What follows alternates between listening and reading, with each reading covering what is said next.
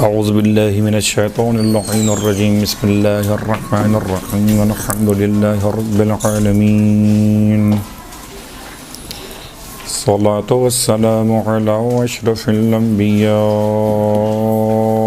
वल मुरसलीन सय्यिदना अबिल क़ासिम मुहम्मद अल्लाहुम्मा सल्लि अला मुहम्मद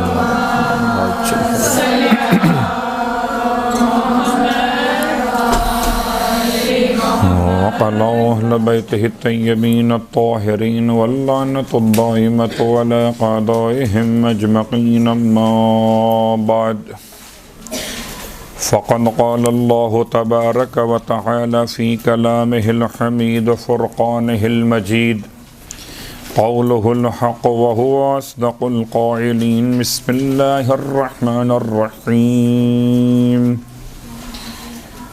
कैफ़ तकफ़ुरून बिल्लाहि व कुन्तुम अमवातन फ़अह्याकुम सुम्मा युमीतुकुम सुम्मा युह्यीकुम सुम्मा इलैहि तुरजऊन सदक़ल्लाहुल अलिय्युल अज़ीम।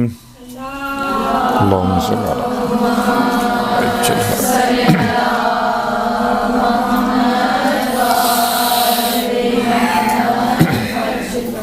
तमाम तारीफ़ें खुदाबंदे मुतआल के लिए और तमाम हदिये दुरूद व सलाम व नज़वात मुक़द्दसात के लिए जो बाइस ख़िलक़त कायनात भी और अशरफ़ मौजूदात भी।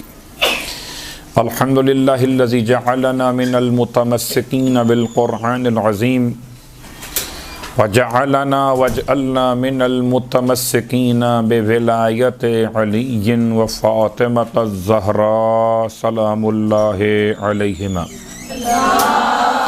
अल्लाहुम्मा सल्लि अला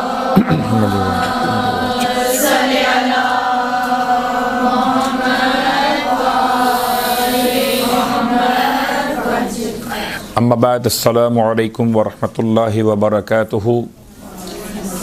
लुत्फ़ परवरदिगार के साथ आप तालिबात की खिदमत में और तमाम सामीन की खिदमत में और जहाँ तक ये आवाज़ पहुँचे तमाम साहिबान ईमान की खिदमत मुअज़्ज़म में बुनियादी अक़ाइद के एक उन्वान के साथ हाज़िर खिदमत हुआ।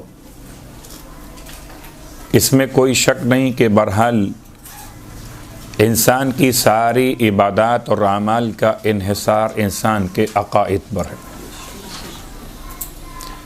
जितना बेहतरीन इंसान का अक़ीदा होगा उतना ही उसके अमाल की हैसियत का तयन किया जाएगा।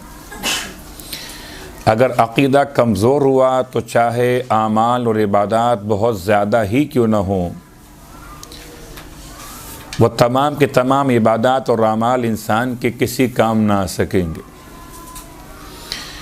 बुनियादी अक़ाइद के एतबार से वैसे तो इस उन्वान को इल्म कलाम के नाम से भी याद किया गया और इसे फ़िक़्ह अकबर के नाम से भी याद किया गया, और यही वो असले क़ानून फ़ितरत है जिसको हम कहते हैं कि इंसान अक़ाइद की बहस करे तो असलन वो फ़ितरत के अनावीन की बहस कर रहा होता। परवरदिगार ने सूरह मुबारक अल बक़रा में आयत नंबर 28 में एक सवाल इंसान से किया है, और सवाल इंसान से किया इस्तिफ़हाम के हैसियत को इस्तेमाल करते हुए, कैफ़ा तकफ़ुरूना बिल्लाहि व कुन्तुम अमवातन, और देखो कि तुम अल्लाह का कैसे इनकार कर सकते हो, कैसे अल्लाह को झुटला सकते हो, दर हालांकि तुम मय्यत थे, तुम मुर्दा थे। फ़अह्याकुम, उसने तुम्हें आदम की मौत से हयात और ज़िंदगी अता फरमाई, वजूद की हयात उसने तुम्हें अता की। यहाँ आयत ने इंसान के आदम पैदाइश को मौत का नाम दिया, इंसान के वजूद को उसकी हयात का नाम दिया। फ़अहयाकुम, उसने पस तुम्हें मय्यत थे तुम्हें ज़िंदगी अता फरमाई, सुम्मा युमीतुकुम, और फिर वो तुम्हें दोबारा मौत की तकलीफ़ के साथ वापस पलटा देगा। सुम्मा युहयीकुम, और फिर तुम्हें एक और नई ज़िंदगी अता फरमाएगा। सुम्मा इलैहि तुरजऊन, और फिर तुम्हें उसकी बारगाह में वापस पलटा दिया जाएगा। 5 कैफियत को इस आयत में बयान किया। सूरह बकरा आयत नंबर 28। पहली कैफियत का नाम मौत है और आखिरी कैफियत का नाम रुजूए परवरदिगार है। दरमियान में 4 बातें हैं, एक हयात, एक मौत, एक हयात, एक मौत। यूँ समझिए, एक हयात, एक मौत, फिर हयात, फिर मौत। इस अंदाज से परवरदिगार आलम ने इंसान को मुतवज्जे किया। करचे कुरान मजीद फ़ुरक़ान हमीद में अक़ाइद के मामलात पर बहुत सारी आयत मौजूद। सूरह मुबारक अन-नहल की आयत नंबर 36 में मालिक दो जहां ने इंसान को मुतवज्जे किया, वलक़द बअसना, और हमने मबूस किया, फ़ी कुल्ले उम्मतिन रसूलन, हर उम्मत में एक नुमाइंदा। रसूल का मतलब सिर्फ रसूल होना ही नहीं होता, बल्कि नुमाइंदे परवरदिगार को, हत्ता कि कभी कभी फरिश्तगान परवरदिगार को भी रसूल कहा गया। तो परवरदिगार का ये ऐलान सूरह नहल में कि हमने हर उम्मत के लिए एक नुमाइंदे को मबूस किया। उसका पैगाम क्या था? अनिअबुदुल्लाह वज्तनिबुत तागूत। उसके 2 पैगाम थे। हर नबी ने 2 पैगाम दिए। पहला पैगाम दिया अबुदुल्लाह, अल्लाह की इबादत कीजिए, और अल्लाह की इबादत को समझाते हुए नहजुल बलागा में खुतबे मौलाए मुत्तक़ियान अली इब्न अबी तालिब अलैहिस्सलातु वस्सलाम, अल्लाहुम्मा सल्लि अला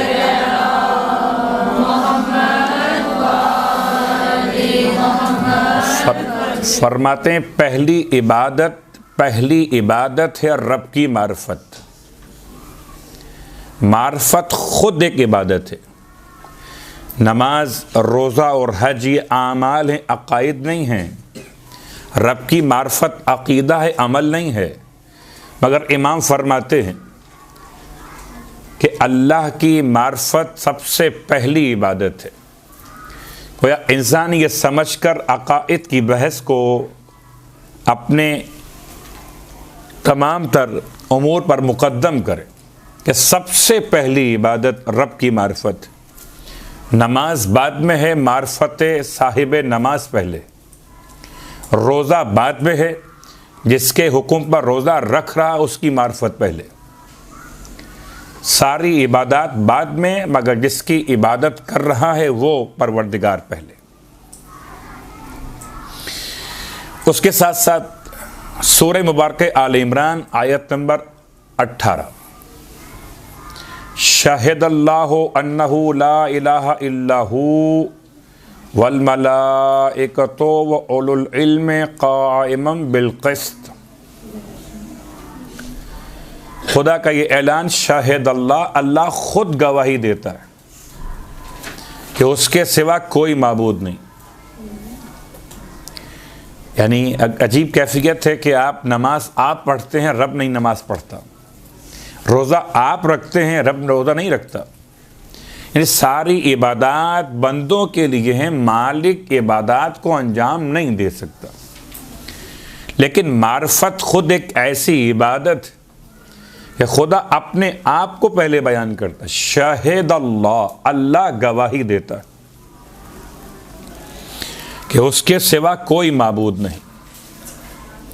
वल मलाइकतु, और उसकी गवाही उसकी वहदानियत के एतबार से मलाइका देते। व उलुल इल्म क़ाइमम बिल क़िस्त, और तीसरी गवाही देते हैं वो साहिबान इल्म जो अदल व इंसाफ के साथ क़याम करने वाले। ये तो आयत का तर्जुमा 3 मकामात से हमने पैगाम को लिया। बहुत सारे मकामात से हम पैगाम ले सकते हैं। पूरे कुरान मजीद में परवरदिगार ने कभी अपना तारुफ़ कराया रब्बुल आलमीन कहकर, कभी तारुफ़ कराया रहमान और रहीम कहकर, कभी तारुफ़ कराया अपने लिए अहद और समद, लम यलिद वलम यूलद कहकर, वलम यकुल लहू कुफुवन अहद पर जुमला मुकम्मल करते। अक़ाइद, बुनियादी अक़ाइद में सबसे पहला अक़ीदा खुद ज़ाते खुदा, यानी बाकी तमाम उसूल सहगाना या उसूल पंजगाना, 3 उसूल कहिए या 5 कहिए, यानी तौहीद, नबूवत और क़यामत कहिए, तौहीद, अदल, नबूवत, इमामत, क़यामत कहिए। इसको हमने कहा सहगाना और पंजगाना। इन तीनों में सबसे बुनियादी मसला नबूवत बाद में है, अदल खुदा बाद में है, इमामत बाद में है, क़यामत बाद में है। पहले खुदा तो हो, जब खुदा हो तो आदिल कहा जाए उससे, जब आदिल कहें तो उसके नुमाइंदे को नबी कहें, और नुमाइंदे के पैगाम को आगे बढ़ाने वाले मुहाफिज को इमाम कहें। फिर वापस पलट के जाने की बात आए तो कहें कि फिर क़यामत भी। इसको यूं कहकर बाज़ साहिबान इल्म कलाम ने आगे बढ़ाया कि एक है मबदा और एक है माद। एक हमारा आगाज़ है, एक हमारा अंजाम और वापस पलट के जाना। जैसे कि मबदा को समझाने के लिए बहुत सारी मिसालें मौजूद हैं। या अय्युहन्नास इत्तक़ू रब्बकुम, सूरह मुबारक हज आयत नंबर 1। इस इंसानों अपने पालने वाले की बारगाह में तक़वा इख्तियार करो। कौन परवरदिगार, कौन पालने वाला? अब अगर कुछ बातें बयान की जाएं आयात के साथ साथ रिवायत का सहारा लेते हुए कि मौलाए कायनात अली इब्न अबी तालिब अलैहिस्सलातु वस्सलाम का वो जुमला, अल्लाहुम्मा सल्लि अला मुहम्मद व अला मुहम्मद,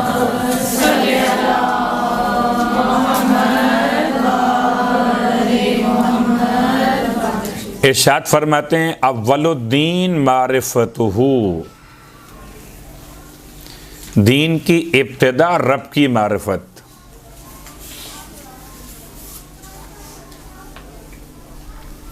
दीन की इब्तिदा एक रिवायत, एक और रिवायत, अव्वलुल इल्म मारिफतुल जब्बार व आखिरुल इल्म तफवीज़ुल अम्र इलैह।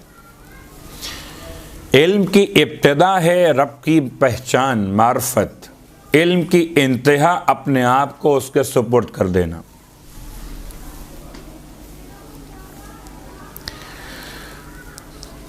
जिस एतबार से भी इंसान चाहे तो बात को समझे। रिवायात की रोशनी में खुदा का तारुफ कराते हुए कभी हैसियत ऐसी कि साइल का सवाल ये, इल्म कलाम इतना आसान इल्म नहीं है। बहुत सारी किताबों के हवालों के साथ हम बात को आगे बढ़ाएं, एक एक इबारत पढ़ें कि रब की पहचान आइम्मा मासूमीन ने कैसे करवाई।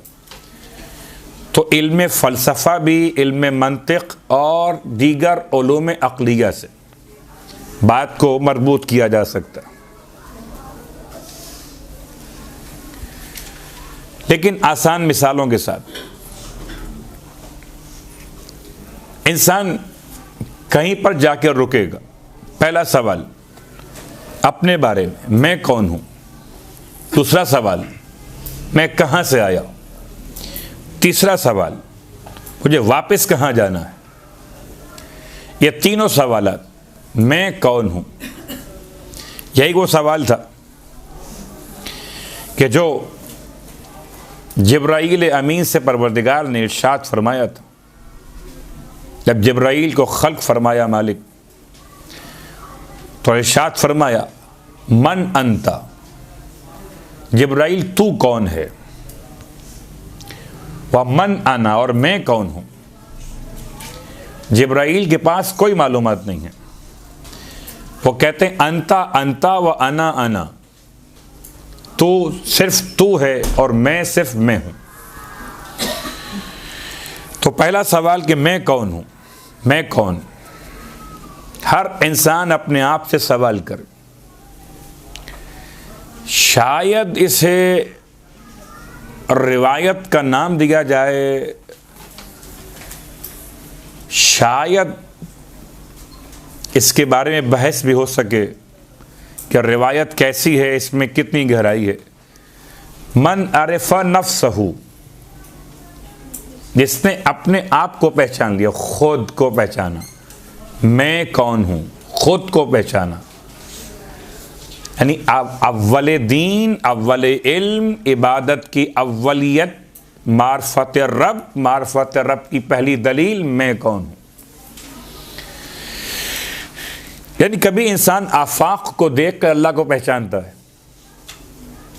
जैसे कि इस इमारत में जब आप दाखिल हुए, इस रूम में आप दाखिल हुए, आपने रूम को देखा, और जब रूम की बनावट में आपको कोई ऐब, कोई नक्स दिखाई नहीं दिया, तो आपने तारीफ की बगैर बनाने वाले के देखे हुए।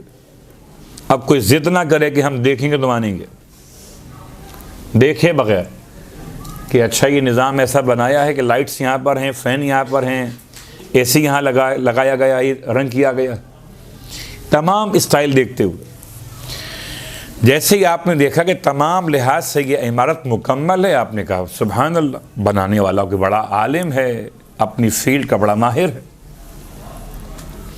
तो कभी कायनात को देखकर कायनात के बनाने वाले को पहचानना। और इसको भी कुरान ने आयात अनफाक, आयात आफाक के एतबार से बयान किया। आफाक यानी तमाम ज़मीन और आसमान को देखना।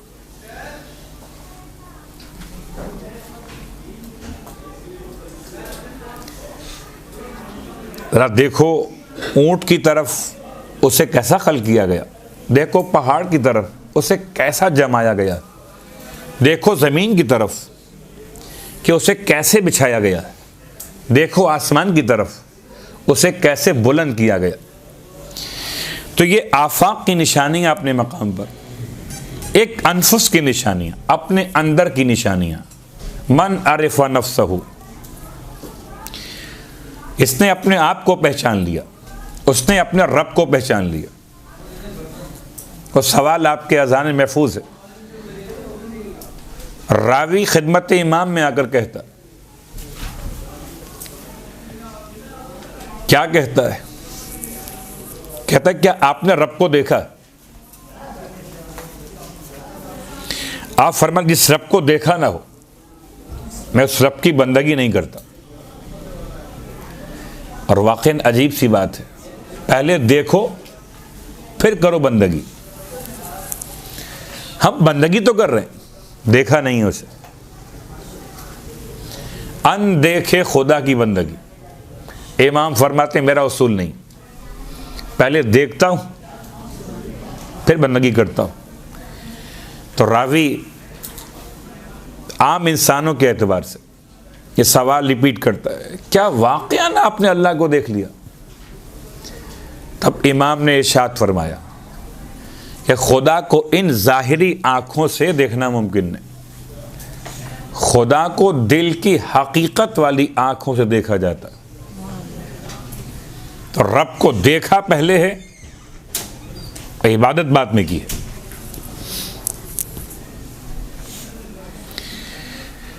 अब आइए गौर कीजिए, बहुत सारे खुदा हैं, इतने सारे खुदा हैं कि अगर हम चलें कुछ देर के लिए उस घर के पास जहां एक ही वक्त में 360 खुदा थे,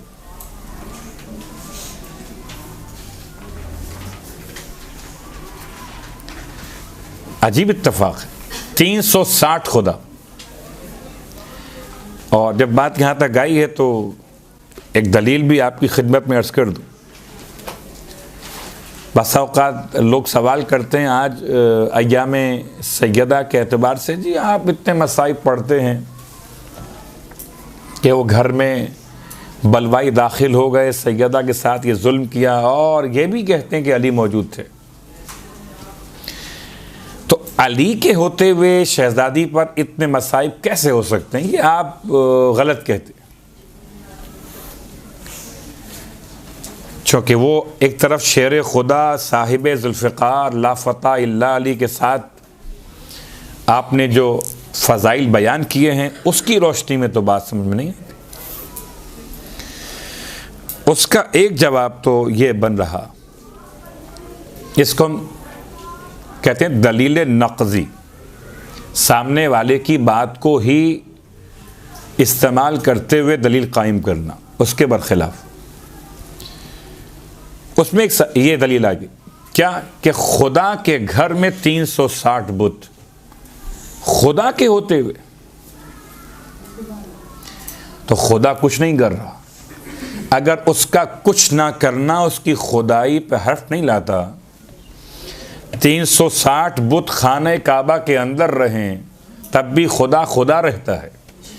तो अगर ये बलवाई सैयदा के घर में आ जाएं तब भी अली अली रहता है।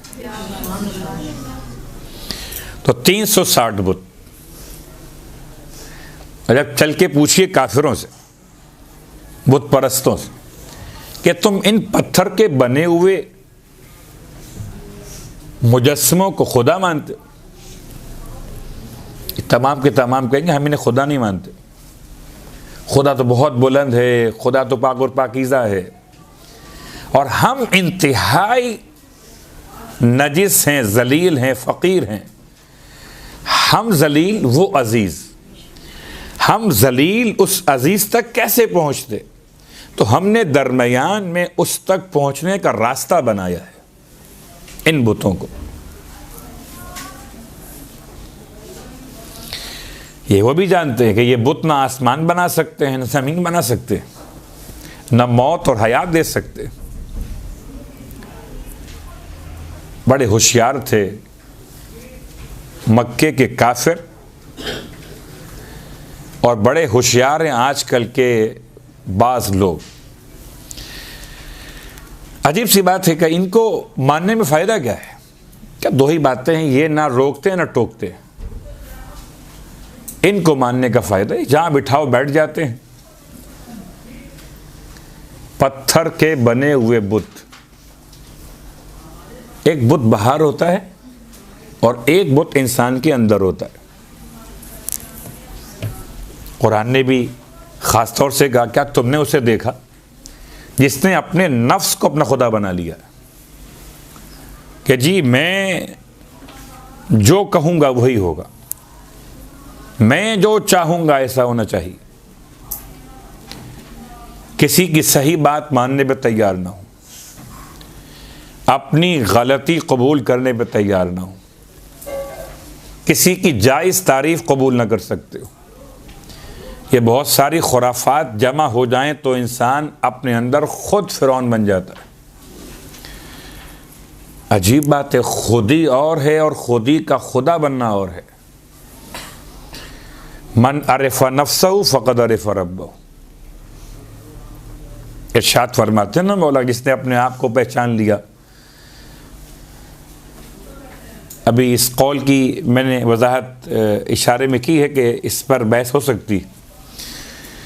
जिसने अपने आप को पहचान लिया, उसने अपने रब को पहचान लिया। अपने आप को पहचानना कभी सही भी हो सकता है और कभी गलत भी हो सकता है। अजीब सी बात। ऐसा नहीं है कि जिसने भी अपने आप को पहचाना उसने सही ही पहचाना, तो फिर मैं ये पहचाना कि मैं ये काम कर सकता हूं, सही पहचाना, लेकिन ये भूल गया कि ये काम मैं जब कर सकता हूं सही जबकि मेरे आज़ा व जवारे में ताकत मुसलसल है। लेकिन अगर अभी कुछ भी नहीं, सिर्फ टिश्यूज प्रॉब्लम हो जाए इंसान के निज़ाम हाय जिस्म में अगर ज़रा से सेल्स में फ़र्क वाक़े हो जाए तो इंसान अपने हाथ को सीधा नहीं कर सकता, कैसे से उठाएगा। तो अपने आप को क्या पहचाने, अपने आप को पहचाने कि वो साहिब इख्तियार है, या अपने आप को पहचाने कि वो बेबस और मजबूर है।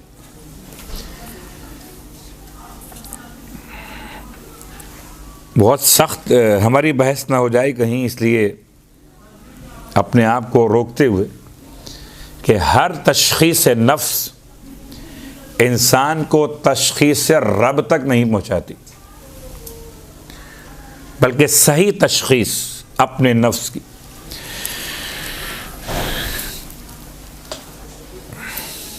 या इसको एक आम अंदाज में हम कह सकते हैं, खुदी से इंसान खुदा तक का सफ़र तय करे। यानी हर वो खुदी जो इंसान को खुदा तक पहुंचा दे वो मारिफत है, और हर वो खुदी जो इंसान को खुदी तक वापस ले आए वो फिरौनियत है।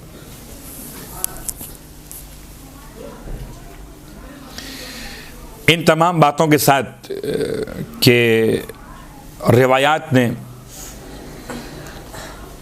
कुछ बातें खुदा के बारे में बयान की, और आज के माशरे में भी बहुत सारी बातें ऐसी हमारे और आपके पास जो खुदा मौजूद है वो अजीब और गरीब सा तस्वुर है खुदा का। पहली बात तो मैं आप तमाम सामीन से ये सवाल कर सकता हूँ कि आंखें बंद कीजिए और फिर तस्वुर कीजिए खुदा क्या है। अगर जहन में कोई नक्शा बन गया, आंखें बंद करके हम गौर कर सकते। और इमाम फरमाते हैं जब नमाज पढ़ो तो उबुदुल्लाह का अन्नका तराहू, ऐसे अल्लाह की इबादत करो, उसमें नमाज भी शामिल है। का अन्नका तराहू, जैसे गोया तुम उसे देख रहे हो।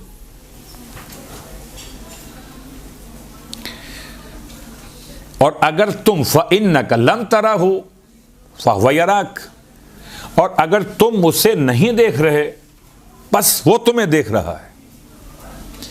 तो अब मार्फत की दो मंजिलें आ गई।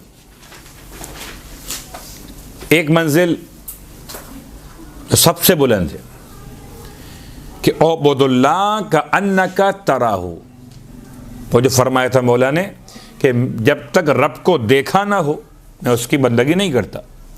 उन्हीं का फर्जंद फरमा रहा है कि अल्लाह की इबादत ऐसे कीजिए जैसे आप अल्लाह को देख रहे। और अगर अल्लाह को देखने काबिल नहीं हुए, अल्लाह को देखना,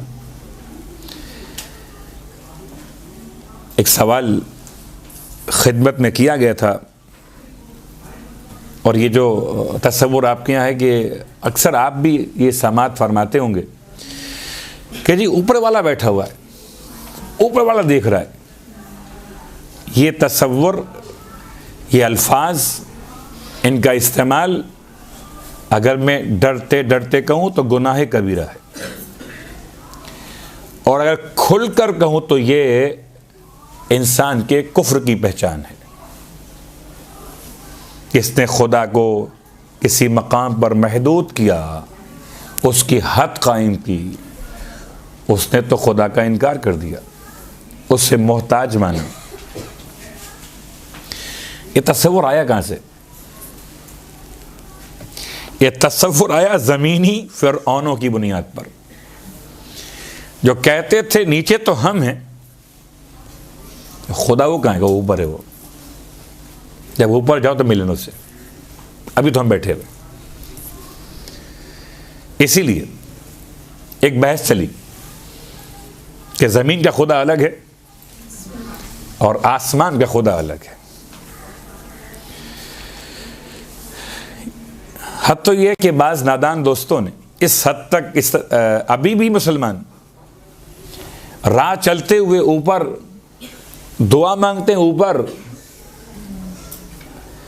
ये हाथों का उठाकर दुआ मांगना आसमान की तरफ इस बात की दलील नहीं कि अल्लाह ऊपर है। तो पहले तो ये बात कि अल्लाह है कि नहीं है अगर अल्लाह नहीं है तो दलील क्या है, और अल्लाह है तो दलील क्या है। ये तो इंतहाई आसान बातें अकायद के बाब में। अल्लाह है इस बात की दलील तो रिवायात ने तो एक बूढ़ी देहाती खातून जो अपने हाथ से आटा पीसने वाली चक्की चला रही थी, उसने समझा दिया कि अल्लाह मौजूद है। और अगर अल्लाह नहीं है तो पूरा निज़ाम इस बात के खिलाफ आपकी बात को रद्द करेगा कि सब मौजूद है तो कैसे मुमकिन है। जब मुमकिन मौजूद हो तो वाजिब मौजूद क्यों नहीं होगा।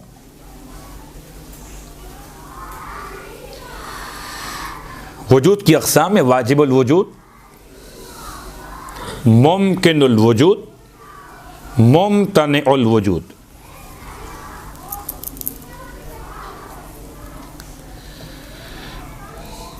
एक जिसका वजूद वाजिब है, एक जिसका वजूद हो सकता है, हो सकता है ना हो, मुमकिनुल वजूद।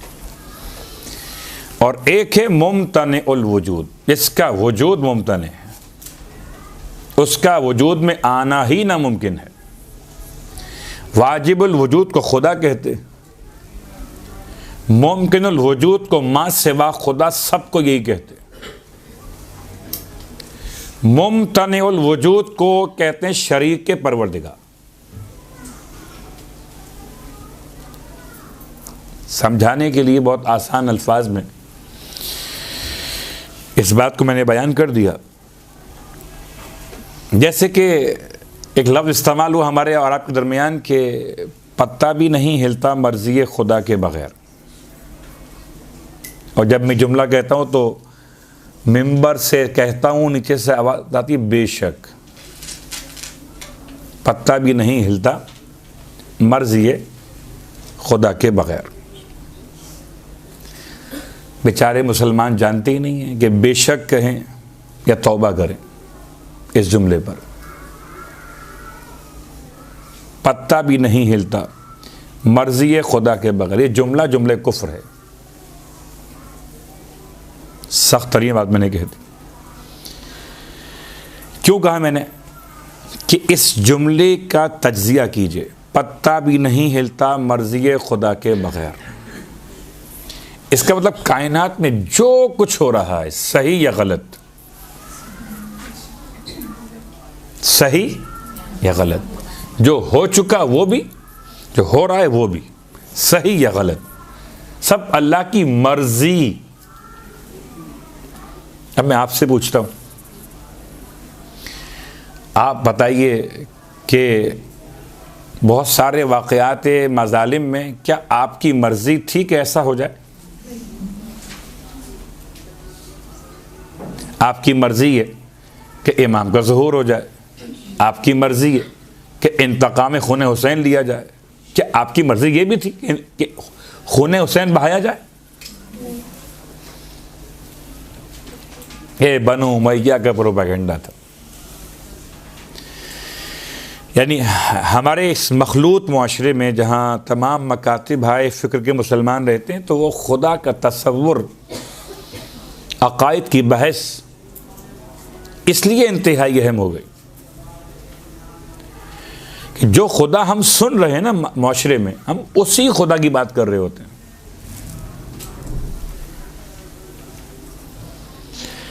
जो खुदा हमें लोग बता रहे हैं, ऊपर है, ऊपर वाला है, ऊपर से देख रहा है। लोग तो यहाँ तक के पड़े हुए शूज सीधे कर रहे होते हैं, ये अल्लाह की तरफ लाना जा रही है। जहालत की इंतहा है। अभी तक खुदा समझ में नहीं आया तो बाकी बातें क्या समझ में आएंगी। अब आइए इसका जवाब क्या है कि पत्ता भी नहीं हिलता मर्ज़ी खुदा के बग़ैर। इसमें थोड़ी सी वजाहत हो जाए तो ये जुमला ठीक हो जाएगा। क्या मतलब, बड़ी बड़ी मिसालें मौजूद हैं। आप कहें ला इलाहा, ला इलाहा और खामोश हो जाए, अब काफिर हो गए। इल्लल्लाह कहा, मोमिन हो गए। तो सवाल इमाम से किया गया था कौन सा कलमा जिसका आगाज कुफ्र है, इसका इख्तिताम इस्लाम है? कलमा तैयबा। तो जरा सी तब्दीली कर ले इसके अंदर, पत्ता भी नहीं हिलता इल्म खुदा में आए बगैर।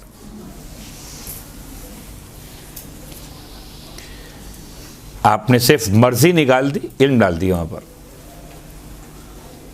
अब जुमला ठीक हो गया, पत्ता भी नहीं हिलता। वमा तस्कुतु मिन वरक़तिन इल्ला यअलमुहा। नमाज गुफ़ैला में जो आप सूरह अंबिया की आयत तिलावत कर रहे हैं उसका जुमला, वमा तस्कुतु मिन वरक़तिन इल्ला यअलमुहा। तस्कुतु टूटना, मिन वरक़तिन, वरक़ा माने पत्ता, कोई पत्ता भी नहीं टूटता, इल्ला मगर ये कि यअलमुहा, अल्लाह के इल्म में रहता है। इल्म में रहना और है और मर्जी से होना और है। सिर्फ समझाने के लिए कि ये आप तक हम तक बात कैसे ट्रांसफ़र हो गई और हम भी ज़ुबान से अदा करने लगे। तो उबैदुल्लाह इब्न ज़ियाद के दरबार में एक करबला की जंग अकायद का मसला थी, ना कि आमाल। अगर आप देखें आमाल तो नमाज यहां भी हो रही थी और नमाज वहां भी हो रही थी।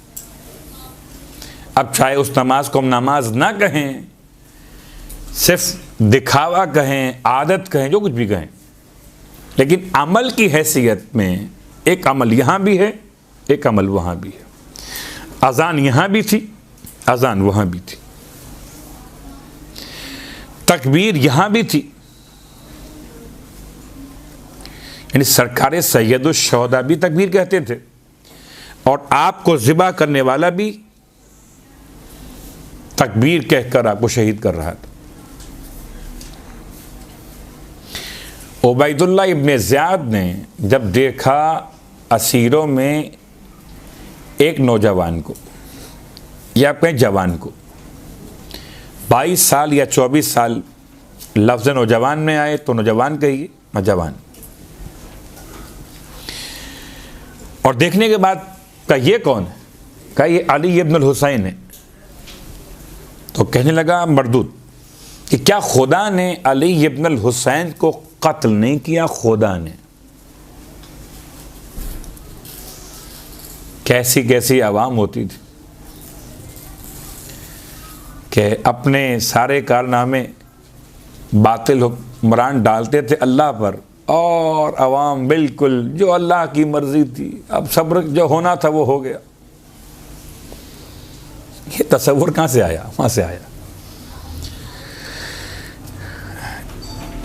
इसका जवाब इमाम ने क्या दिया वो अलग तफसील का वक्त नहीं उस पर जाने के लिए।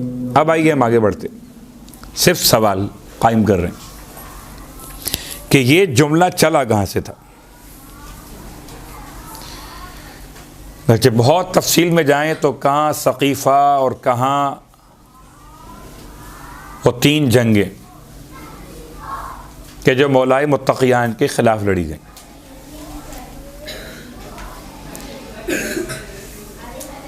और किस तरह क़ज़ा और क़दर के अल्फाज से खेला गया और तौहीद को ऐसे ही बिगाड़ा गया कि आज तक बिगड़ी हुई है। अवामुन नास में जाइए, आपको यही अल्फाज मिलेंगे। खुदा ऊपर से देखता है, खुदा की मर्जी के बगैर पत्ता भी नहीं हिलता। यजीद इब्न मुआविया ने अपने दरबार में जनाबे सानिए ज़हरा से जुमला ये कहा,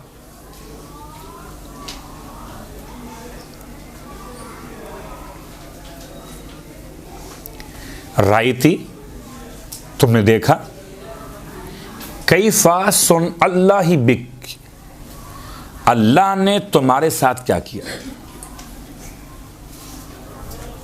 अल्लाह ने तुम्हारे साथ क्या किया?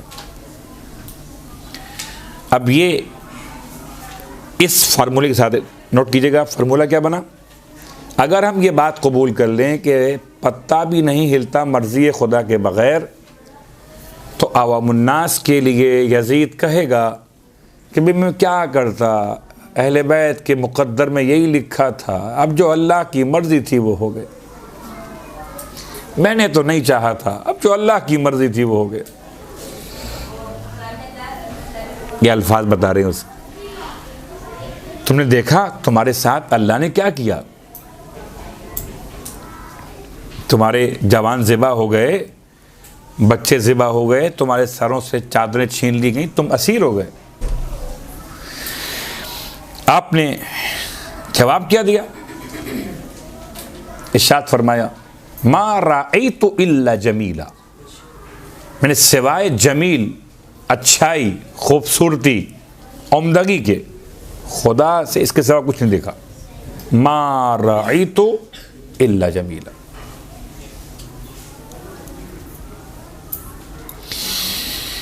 अकायद की बहस में अय्यामे सैयदा की मुनासिबत से शहज़ादी की तस्बीह का बयान, और तस्बीह का मतलब तस्बीह वो नहीं जो आप पढ़ते हैं, तस्बीह का मतलब शहज़ादी ने खुदा को कैसे पहचानवाया।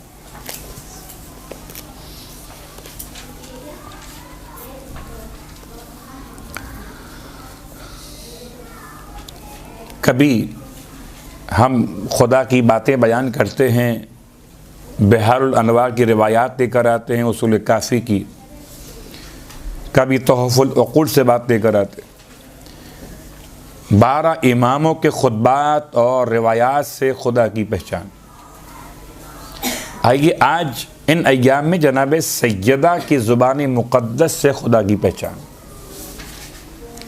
एक ख़ातून होने की हैसियत में, एक बीबी होने की हैसियत में फातिमा ज़हरा ने खुदा को कैसे पहचाना।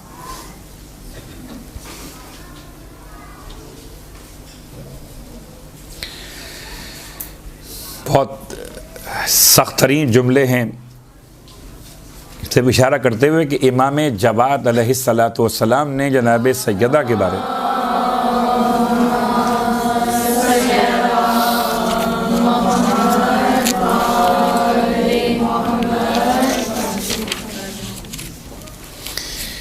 इरशाद फरमाया, या मुम्तहना इम्तहनकिल्लाहुल्लज़ी खलक़की क़ब्ल अन यख़्लुक़की। ए इम्तिहान देने वाली, कि आपका इम्तिहान उस अल्लाह ने लिया जिसने आपको खल्क़ फरमाया, आपकी खिलकत से पहले इम्तिहान लिया।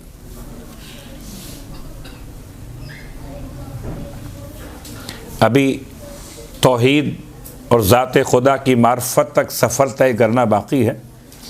शहज़ादी का मकाम इमाम मासूम की ज़ुबान मुक़द्दस से फ़वजदकी लिमम्तहनकी साबिरा, बस उस खुदा ने आपको पाया इम्तिहान में साबिरा।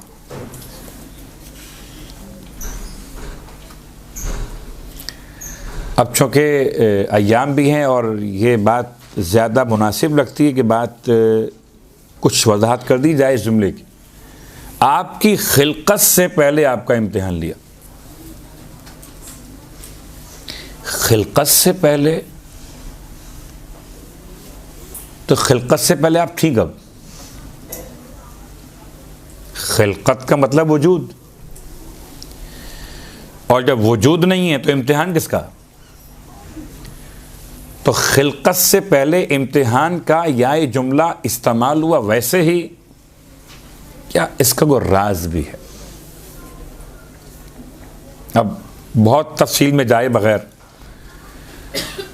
लफ्ज़ खलक़ा कितने माना में इस्तेमाल होता है उसकी पूरी बहस किए बगैर आसान तर्जुमा कर देता हूँ। खिलकत की मुख्तलिफ सिमतें हैं। क्या मतलब? बड़ी आसान सी मिसाल,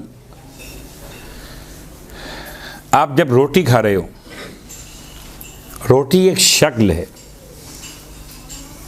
शक्ल ईजाद है, शक्ल खिलकत है।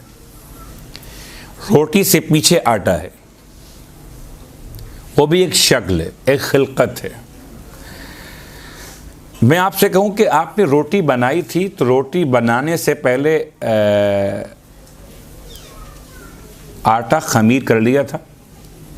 अब ये खालिस उर्दू ज़ुबान है, खमीर किसे कहते हैं वो आप शायद मुझसे बेहतर ख्याल कर सकें कि कुछ देर तक आटे को गूंद के रखा जाए तो उसकी कुछ सिफात तब्दील हो जाती हैं।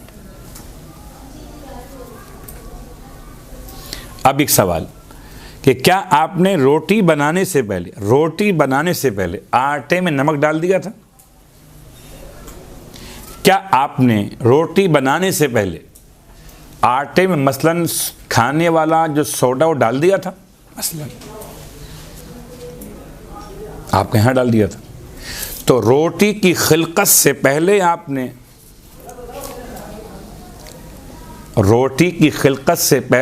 रोटी का इम्तिहान ले लिया। बात वाज़ेह हो रही है? खिलकत की कैफियत के एतबार से। या एक और मिसाल,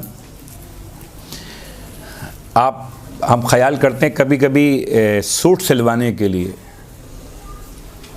हम एक कपड़ा ख़रीदते और हमें जैसा सूट इस्तेमाल करना है कपड़े को पहले चेक करते हैं, कपड़ा कैसा है, ये आप इस्तेमाल करेंगे तो इस पर रेशे तो नहीं आएंगे, रुआं तो नहीं आएगा, कपड़ा कैसा है। आपने उसे खींच के देखा कि मजबूत है कि नहीं है। अभी सूट बना नहीं है। सूट के बनने से पहले सूट के मटेरियल को आपने चेक किया कि जब ये सूट बनकर आपके इस्तेमाल में आएगा तो आया बेहतर होगा कि नहीं होगा। नूरे सैयदा को बाकी अनवार से अलग करने से पहले नूरे फातिमा की सलाहियत को खुदा ने जांचा, तब फिर अलग किया। खिलकत से पहले खुदा ने सैयदा का इम्तिहान लिया। वज़अमना अन्ना लके औलिया, और हम ये गुमान करते हैं, इमाम फरमाते हैं हम ये गुमान करते हैं कि हम आपके औलिया हैं, हम आपके दोस्त, व मुसद्दिक़ून, और हम तस्दीक करने वाले, व साबिरून, और हम इताअत करने वाले, लिकुल्ले मा आताना बिही अबूक, हर उस अहकाम, हर उस बात के लिए जो आपके बाबा लेकर आए थे, व वसीयहू, और उनके वसी लेकर आए थे। फ़इन्ना नस्अलुकी इन कुन्ना सद्दक़ना की, बस हम सवाल करते हैं शहज़ादी आपसे, अगर हम अपने इस दावे में सच्चे, इल्ला अलहक़तिना बितस्दीक़ना लहुमा, तो आप हमें मिलाइए हमारी गवाही के साथ उन दोनों से। अल्लाहु अकबर। सैयदा के मकाम मुक़द्दस को इमाम जवाद ने इस तरह से बयान किया। अब सैयदा की तस्बीह, शहज़ादी कौनैन की मार्फत परवरदिगार की पहचान के लिए आपकी तस्बीह के चंद जुमले। सुब्हाना ज़िल इज़्ज़ अश-शामिख़ अल-मुनीफ़, सबसे अहम तरीन लफ्ज़ सुबहान, परवरदिगार आलम की सिफ़ात सबूतिया और सिफ़ात सलबिया। खुदा कदीम है, खुदा कादिर है, खुदा आलिम है, खुदा हई है, खुदा मुतकल्लिम है, खुदा सादिक है, खुदा मुरीद है, खुदा मुदरिक है। या सिफ़ात सलबिया, मकान नहीं रखता, जिस्म नहीं रखता, कोई शरीक नहीं रखता, किसी जगह समा नहीं सकता, किसी में हुलूल नहीं कर सकता, उसके अज्जा नहीं हो सकते। सुभान ज़िल इज़्ज़ शामिख़िल मुनीफ़, पाक है वो ज़ात। ये लफ्ज़ सुभान कहने का हक बस उन्हीं को है तो खुदा को जानते। मैं आपसे पूछूं कि ये जो आपके रखे हुए सेल्स हैं ये बिल्कुल सही हैं, तो जवाब कौन देगा? इसका ये सेल फोन होगा कि सही है, ये गलत है, यानी ख़राब है, काम सही करता है कि नहीं करता। तो खुदा को पाक और पाकीज़ा कहने का हक किसका है? तो खुदा को जानता हो। सुबहान, हम और आप तो रिपीट करते, असलन सुबहान कहा सिर्फ और सिर्फ खुदा को, मोहम्मद और आले मोहम्मद। ज़िल इज़्ज़, कौन सुबहान? जो साहिब इज़्ज़त। ये बात मैं बयान कर दूं कि लफ्ज़ सुबहान जब भी इस्तेमाल होगा तो अकेला इस्तेमाल नहीं होगा, हालत इज़ाफ़त में इस्तेमाल होगा। सुबहान अल्लाह, सुबहान रब्बियल आला, रब्बियल आला। सुबहान के बाद कोई ना कोई लफ्ज़ आएगा जो उसका मुज़ाफ़िल वाक़ होगा। सुबहाना ज़िल इज़्ज़, पाक है परवरदिगार जो साहिब इज़्ज़त है। अश-शामिख़, सर बुलंद है। अल-मुनीफ़, सरफराज है। सुबहाना ज़िल जलाल अल-बाज़िख़ अल-अज़ीम।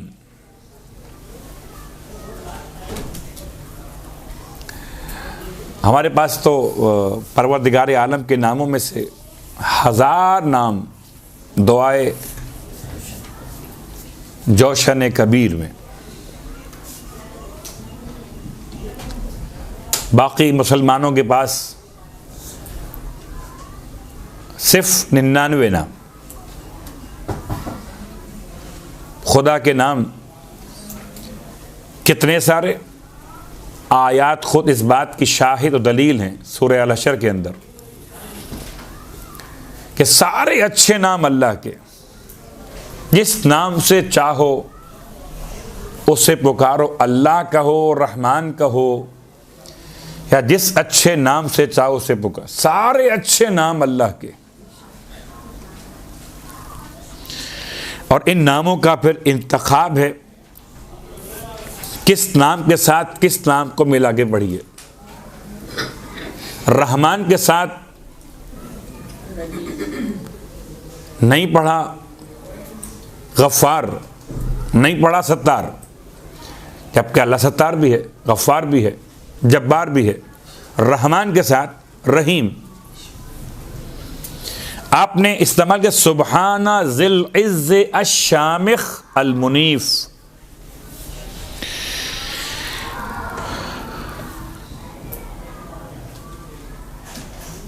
बहुत तफसील में जाएं तो एक एक जुमला पूरी पूरी मजलिस का उन्वान बन सकता है। इज्जत का एक तर्जुमा हमारे और आपके नज़दीक और एक तर्जुमा मासूम के नज़दीक। इज्जत किसे कहते हैं? का इज्जत बड़ी हो मिल रही है आपको, लोग सलाम कर रहे हैं, झुक झुक के मिल रहे हैं, आप आते हैं तो लोग खड़े हो जाते हैं, बड़े साहिब इज्जत। इसका मतलब जिसको लोग सलाम करें वो साहिब इज्जत हो गया, और जिसको लोग सलाम ना करें वो साहिब इज्जत नहीं हुआ। तो 25 साल मौलाए मुत्तक़ियान को लोगों ने सलाम नहीं किया, तो क्या 25 साल तक इज्जत मौला के पास नहीं थी? क्या मतलब? खुदा जब अजीज होगा तब जब सब के सब मिलकर उसको सजदा करें, और अगर सब सजदा ना करें तो खुदा पे साहिब इज्जत नहीं होगा। सुबहाना ज़िल इज़्ज़, इज्जत कहते किसे? इज्जत कहते हैं सलाबत को, सख्ती को, पुख्तगी को। क्या मतलब? कि जैसे किसी दीवार में मिसाल लीजिए या किसी लकड़ी के टुकड़े में आप कील गाड़ते तो लकड़ी उस कील को जल्दी कबूल कर लेती है, ज़्यादा मेहनत आपको नहीं करना पड़ती। आपने लकड़ी में कील को रखा, ऊपर उसकी नोक को रखा और ऊपर से ज़रब दी, मारा उसे तो वो अंदर दाखिल हो गए।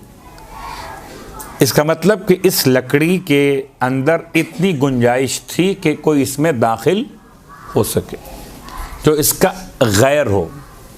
ये लकड़ी है, वो लोहा है। जब आप दीवार में आए तो दीवार ने बड़ी मुश्किल से कबूल किया।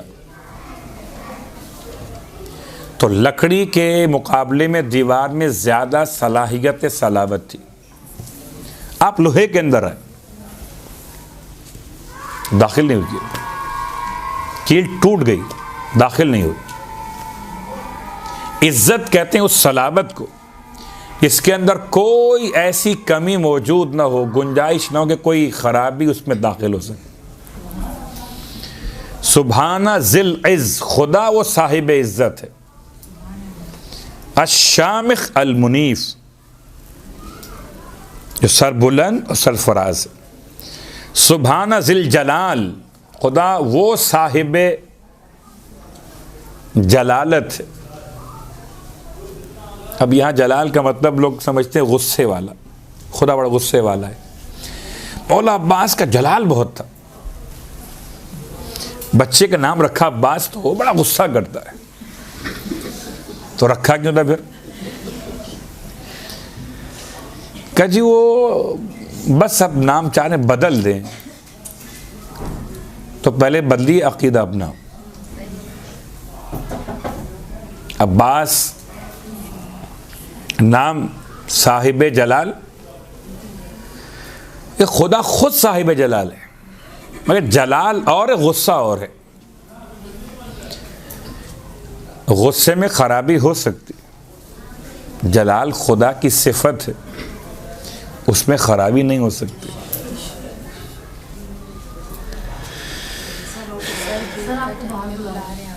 मुझे बुला रहे?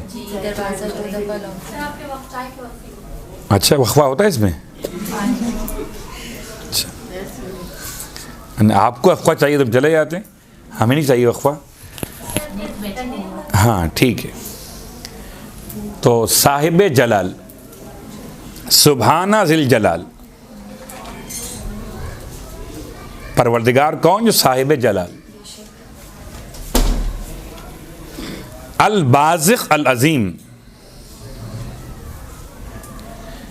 ऐसा है कि जो बुजुर्गी का मालिक भी है।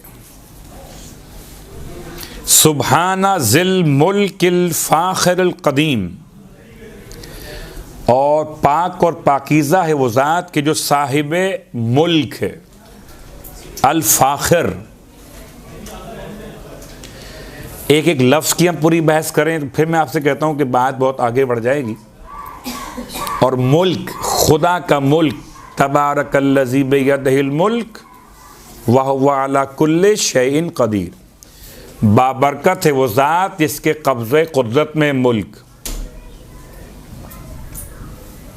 वो इतना करीब है इंसानों से, इतना करीब है, उसकी मार्फत की बात हो रही है, इतना करीब है कि मुझसे मेरा हर रिश्ता दूर है, मुझसे मेरा हर अज़्व बदन दूर है, वो मुझसे करीब है। बहुत मशहूर रिवायत के देख रहे थे अबू हनीफा, नमाज पढ़ रहे थे, हमारे और आपके सातवें इमाम अलैहिस्सलातु वस्सलाम,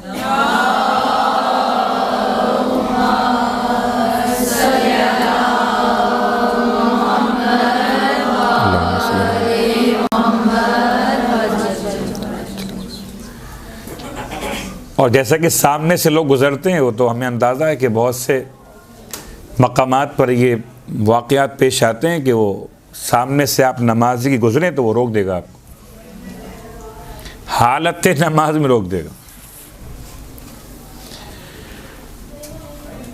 इमाम के वालिद बुजुर्गवार से इन्होंने शिकायत की कि आपके फर्जंद नमाज पढ़ रहे थे जबकि उनके सामने लोग गुजर रहे थे, पर ये नमाज कैसी हो रही थी। इमाम ने बेटे को बुला लिया, आप जवाब दीजिए इनका।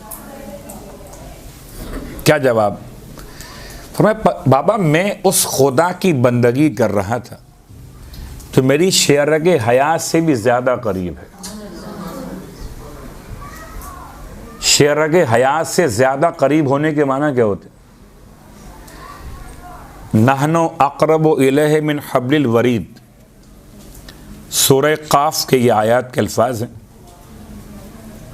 खुदा कहता है हम ज्यादा करीब हैं तुम्हारी शेरगे हयात से भी। कितना करीब है ये अल्फाज नहीं, अक़रबु ज्यादा करीब, कितना करीब वजाहत नहीं। इमाम से पूछा गया, ला आप बताइए कि खुदा इतना करीब है कि माना क्या हुए? फरमाया समझाने के लिए, गौर करने के लिए, ये 4 मिली हुई रगें कहलाती हैं शेरग। हब्ल माने रस्सी, वरीद माने रगें, रगों की रस्सी, ये है हब्लुल वरीद। इससे खुदा करीब है। इमाम क्या मतलब? आप फरमाइए, तुम सांस लेते हो, ऑक्सीजन तुम्हारे जाती है फेफड़ों तक, तुम लुक़मा लेते हो, वो जाता है तुम्हारे मैदे तक।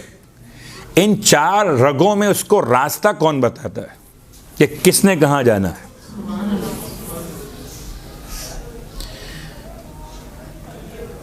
खुदा इतना करीब है जो तुम्हारे लुक़मे को रास्ता बताता है कि जाना कहाँ है।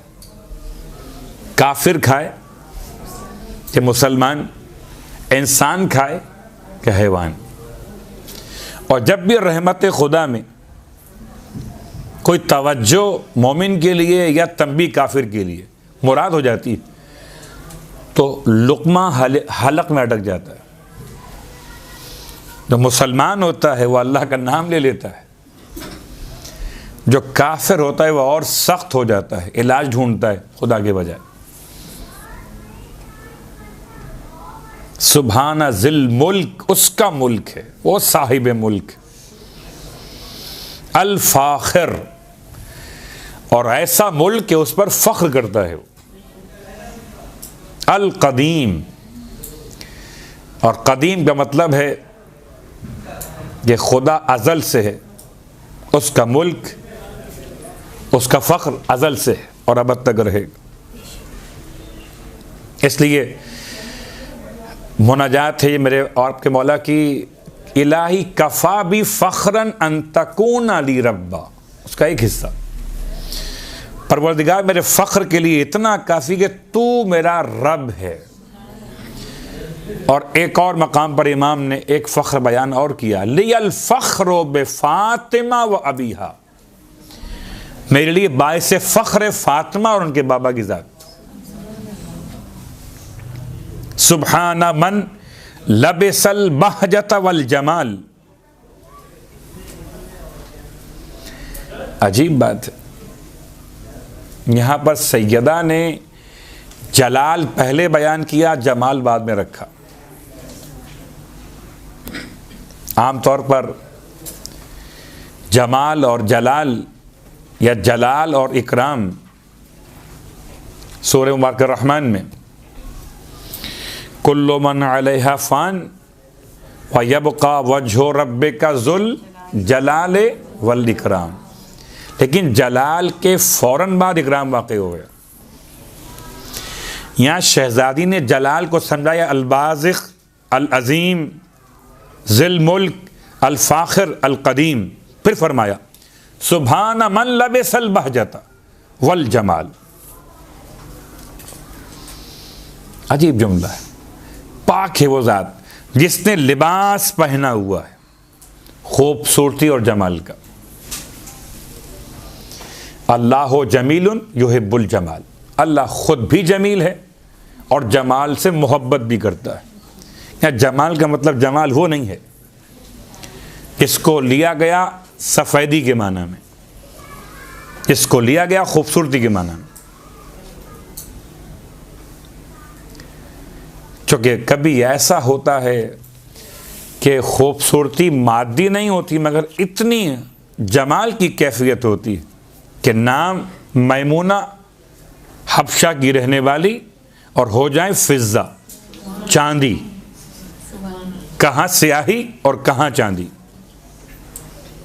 कहाँ जौन कहाँ नूर, कहाँ सलमान फारसी कहाँ मिन्ना अहले बैत। तो जमाल खूबसूरती मादी नहीं है, खूबसूरती मानवी। सुभान मन लबेसल बहजत वल जमाल, उसने पहना हुआ है खूबसूरत तरीन लिबास। ये सैयदा की निगाहों ने खुदा को देखा। सुभाना मन तरद्दा बिन नूरे वल वकार, और पाक और पाकीज़ा वो ज़ात जो रिदा ओढ़े हुए, तरद्दा बिन नूरे वल वकार, नूर की और वकार की।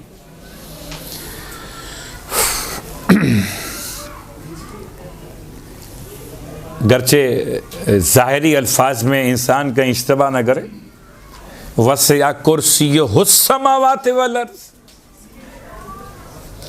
उसकी कुर्सी बड़ी है, इतनी बड़ी कुर्सी है कि ज़मीन और आसमान के अहाता किए हुए। तो क्या अल्लाह की कुर्सी भी है, उसका अर्श भी है, अर्श माने तख्त। वो कहता है इब्लीस से कि तुझे किस चीज़ ने मना किया कि सजदा करे, उसको जिसको मैंने अपने दोनों हाथों से बनाया था। तो क्या उसके हाथ भी हैं? कुल्लु मन अलैहा फ़ान व यबका वजहु रब्बिक, उसकी आंखें भी। ए नू कश्ती बनाओ हमारी आंखों के सामने।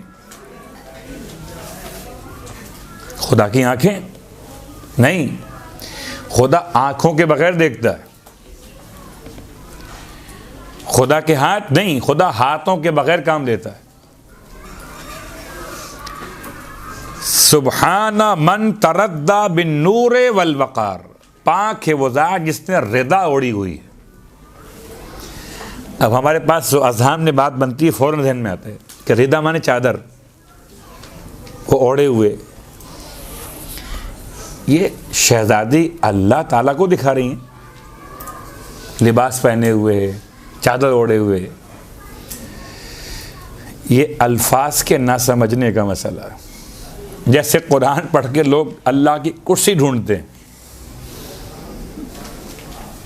और फिर वो जब कुर्सी उनको मिल जाए तो फिर भूल जाते हैं कि आयतुल कुर्सी क्या है। बिन नूरे वल वकार, उसके लिबास दो हैं, दो चादरें ओढ़े हुए, एक नूर का एक वकार का।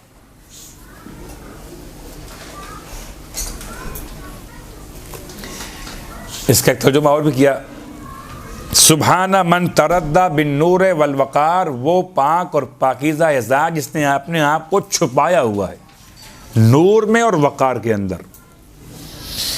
सुबहाना मन यरा असर अन्नमल अलसफ़ा या फिस सफ़ा, पाक है वो ज़ात जो सख्त तरीन पत्थर पर चींटी के कदमों का निशान देखता है।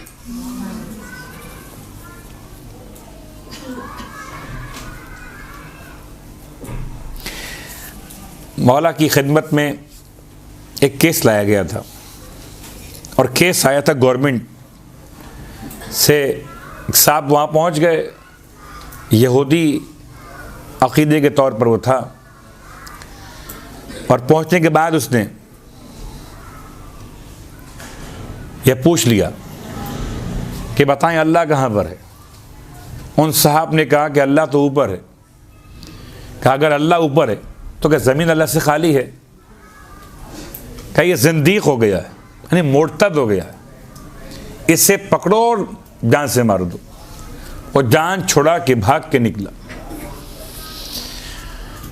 और पहुंचा मौला की खिदमत में, और इमाम ने इरशाद फरमाया कि मैं तुझे तेरे नबी इसको तू मानता है, मूसा अलैहिस्सलाम, किताब तौरात जिसको तू मानता, उससे समझा दूँ तो मान लेगा कि खुदा कहाँ पर है? क्या मान लूँगा। इससे अच्छी बात क्या होगी कि किताब भी मेरी हो, नबी भी हमारा वाला हो, बात आपकी हो जाए।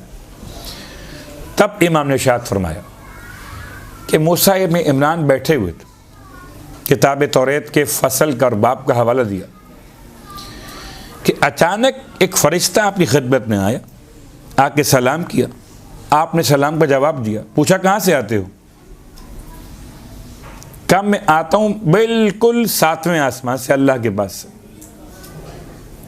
7वां आसमान अल्लाह के पास से आता हूँ।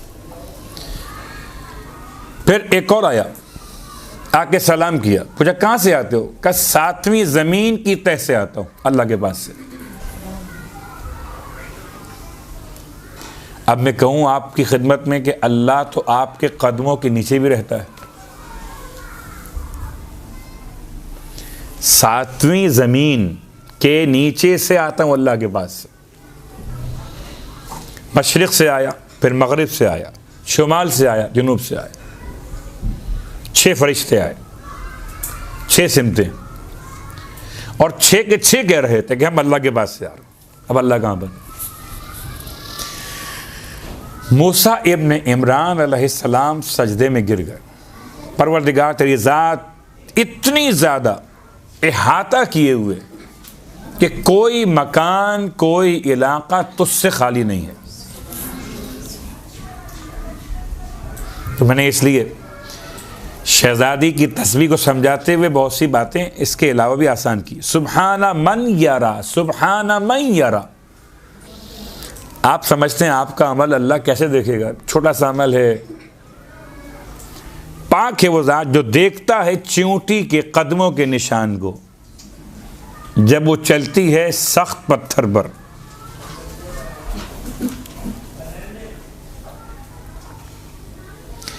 चींटी के कदमों के निशान, पहले तो बात है चींटी बहुत छोटी, ये समझाने के लिए है शायद के खुदा की शान को बयान करने के लिए इससे कोई और भी बड़ी मिसाल लाई जा सकती हो, मगर सख्त पत्थर पर किसी कमज़ोर तरीन के निशान देखना, मैं इसको आसान करता हूँ। प्रिंट्स निकालना, फिंगर प्रिंट्स मुश्किल कब होते हैं? जबकि इसके निशानात कदम हो वो बहुत वज़नी हो तो आसान हो जाएगा। जिस ज़मीन पे पाँव रखे हों वहाँ ज़मीन नरम हो, साहिब कदम सख्त, ज़मीन नरम, निशान अच्छे बन जाएंगे। यहाँ साहिब कदम चींटी है और नीचे ज़मीन सख्त पत्थर, उस पर कोई अगर प्रिंट्स बनेंगे तो दुनिया की कोई ताकत उसे नहीं देख सकती। सुब्हाना मन यरा असर अन्नमल फिस सफ़ा। उसके बाद शहजादी का एक और जुमला तस्बीह के अंदर, सुब्हाना मन यरा वक़अत तैरे फिल हवा।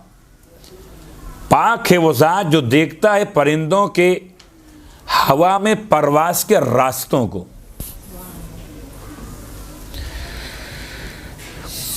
शायद फ़िज़ाई रूट्स क्या होते हैं,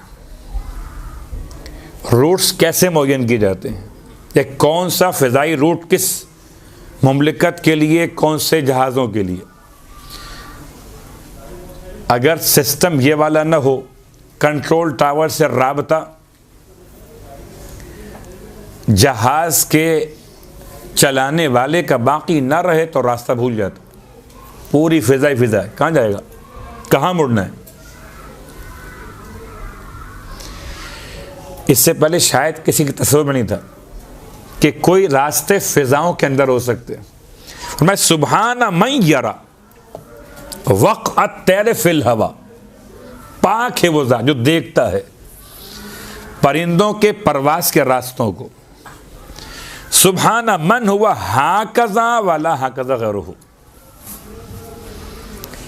इतना बेहतरीन जुमला है ये कभी कभी निकाह के सीगे पढ़े जाने के मौके पर बाज़ उलमा बड़े लंबे लंबे सीगे पढ़ते कि जनाब ये अनकह तो मुवक्किलती मुवक्किल का हाजा फ़लाँ फ़लाँ फ़लाँ और महल मालूम, इतना कि सामने वाला जो है कहीं बोर ना हो जाए।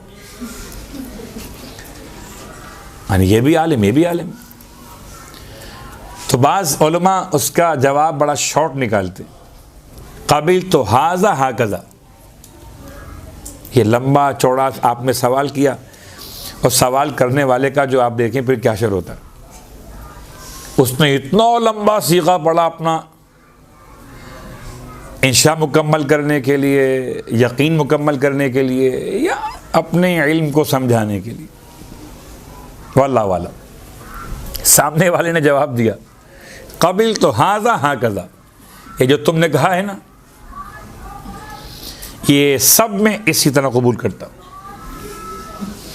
शहजादी ने आखिर में जुमला वो इस्तेमाल किया, सुबहाना मन हुआ हाकज़ा वाला हाकज़ा गैरुहु, बस पाक है परवरदिगार वो जो इस तरह का खुदा है,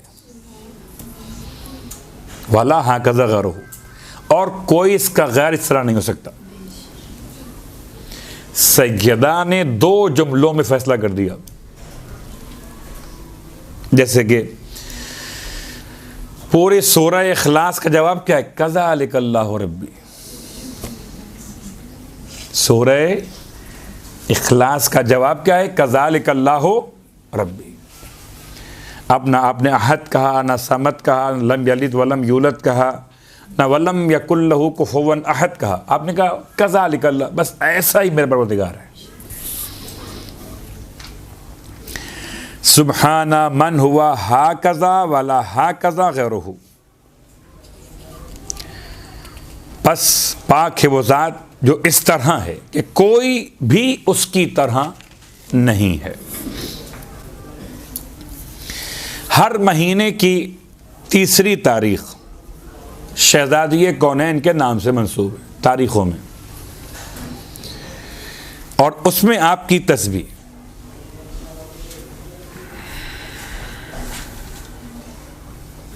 उसके दो तीन ख़ास जुमले फरमाती हैं, सुबहाना मन इस्तनारा बिलहौल वल क़ुव्वत, पाक है वो ज़ात जिसने अपनी क़ुव्वत और क़ुदरत के साथ जहान को मुनव्वर कर दिया है। बिलहौल वल क़ुव्वा, ये हौल का है और क़ुव्वत क्या है, ला हौला वला क़ुव्वता इल्ला बिल्लाहिल अलिय्यिल अज़ीम, ना कोई ताकत है ना कोई कुदरत है, जो कुछ भी है सब अल्लाह के नाम से। अब यहीं से लोग घबरा जाते हैं। और फिर मैं आपको ज़रा सा अक़ाइद की एक और बहस में दाखिल करूँ, क़ज़ा और क़द्र।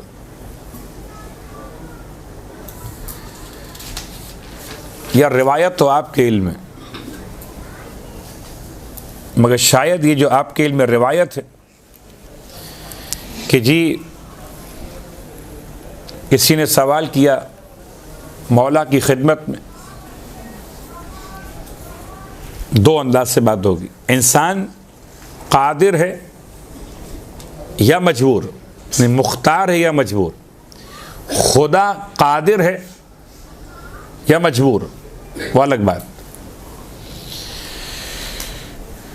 क्या मतलब खुदा मजबूर, क्या मतलब, क्या खुदा इस बात पे कादिर है कि इस पूरी कायनात को एक अंडे के बराबर किसी हजम साइज में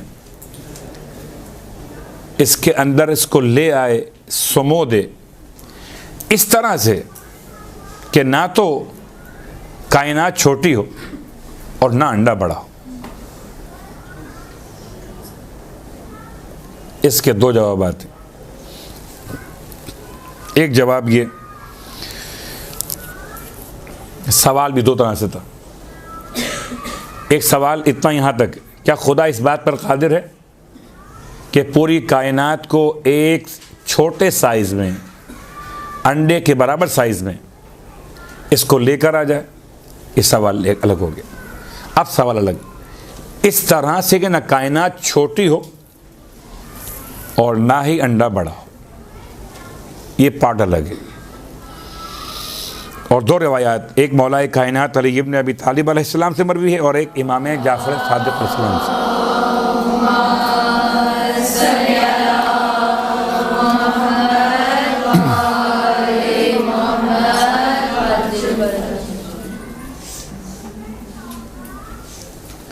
इरशाद फरमाया इमाम ने, अगर सवाल इस हद तक हो कि खुदा इस बात पर कादिर है, अभी कादिर है का मतलब भी लोग समझते शायद कादिर होने का मतलब जो चाहे कर सकता है। आपका ख्याल क्या है? जो चाहे खुदा कर सकता है? खुदा जो चाहे कर सकता है? जवाब जी बेशक, आपने कह दिया। तो इसका मतलब खुदा जुल्म भी कर सकता है। अभी तो आपने कहा जो चाहे कर सकता है। अब जो चाहे कर सकता है, आइए इसकी मिसाल लेते हैं। मिसाल क्या है? खुदा चाहे तो यजीद को माफ कर सकता है।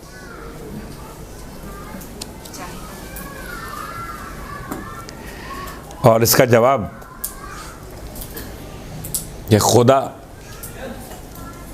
जो चाहे कर सकता है। खुदा यजीद को माफ कर सकता है। जवाब, यजीद को खुदा माफ करके कहां रखेगा? का जन्नत में। जन्नत में रखेगा आका हुसैन को भी। तो एक ही मकाम पर कातिल और मकतूल दोनों को रखे, खिलाफ अदल है।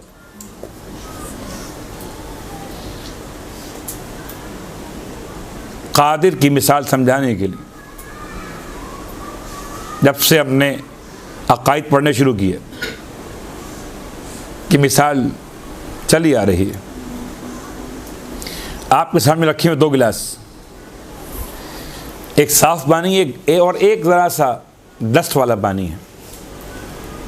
अब मैं पूछूं कि आप इन 2 में से जिसको चाहे पी सकते हैं? जी पी सकते हैं, जिसको चाहे पी सकते हैं। आप इस पर कादिर हैं, पी सकते हैं, मगर पिएंगे नहीं डस्ट वाले पानी को। तो खुदा जो चाहे कर सकता है मगर करेगा नहीं।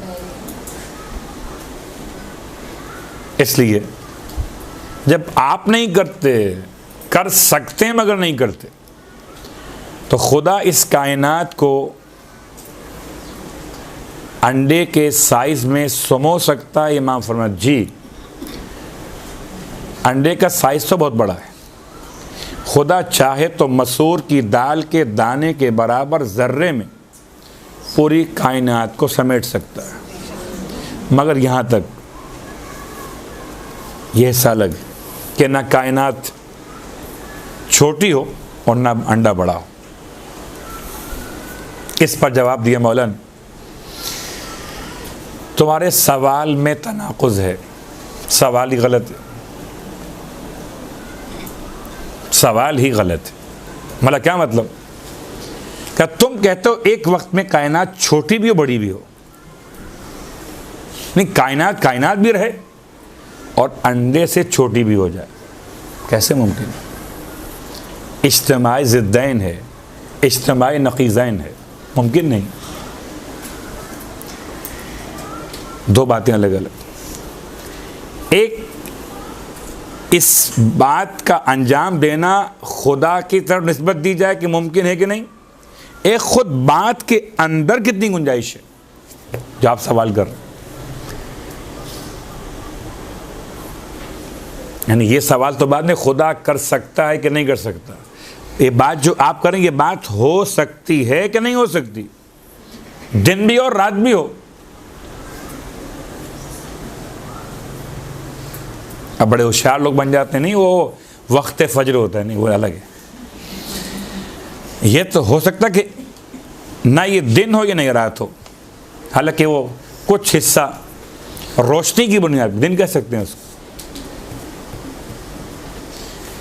इसीलिए आप गौर कीजिएगा, आज जो आपने सुबह की नमाज पढ़ी वो आज की काउंट हो, कल की काउंट होगी?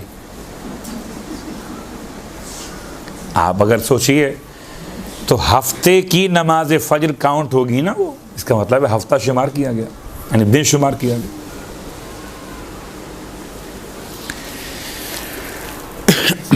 तो एक सवाल वाज़ेह हो गया कि खुदा इस बात पर कादिर है, और कादिर का मतलब खुदा कुदरत रखता है कि जो चाहे अंजाम दे। उसके चाहने का मतलब उसके अदल के साथ जुल्म इख्तियार नहीं करता। जुल्म बुराई है और खुदा हर बुराई से पाक है। सुब्हाना मन इस्तनारा बिल हौल वल कुव्वत, पाक है वो ज़ात जिसने अपनी क़ुव्वत और कुदरत के साथ जहानों को मुनव्वर किया। क़ुव्वत और कुदरत के साथ, बहुत बड़ा जुमला है। हौल और क़ुव्वत, बिहौलिल्लाह व क़ुव्वतिही अक़ूमु व अक़ऊद। अल्लाह की ताकत और कुदरत के साथ हम उठते और बैठते। इंसान के लिए उठने के बाद बैठना मुमकिन नहीं, और बैठने के बाद वापस क़याम मुमकिन नहीं। सुब्हाना मन अज़ल्लल खलाइक़ बिल मौत, पाक है वो ज़ात कि जिसने मखलूक को जलील किया मौत के ज़रिए से। व अअज़्ज़ा नफ्सहु बिल हयात, और अपने आप को बुलंद किया हयात के साथ। अल्लाहु ला इलाहा इल्ला हु अल हई अल क़य्यूम। खुदा हई, ऐसा हई कि अपनी हयात के लिए किसी का मोहताज नहीं।